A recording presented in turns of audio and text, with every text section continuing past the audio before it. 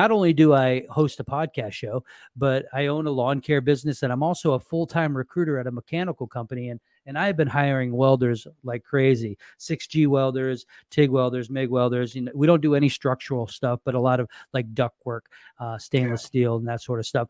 So tell me, what exactly are some of the big jobs that you've been working on lately, or is it all just intricate artwork stuff?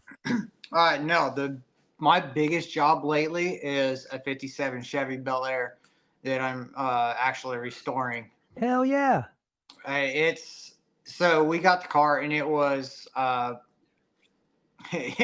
we had it stripped down and it was completely not what we were expecting. There was a lot of rust in it, a lot of damage. Like frame rust or just like In the exterior body, panels? in the body Okay. panels. It had been hit before, and it literally looked like they just took Bondo and filled it in. Like didn't even try pulling it out.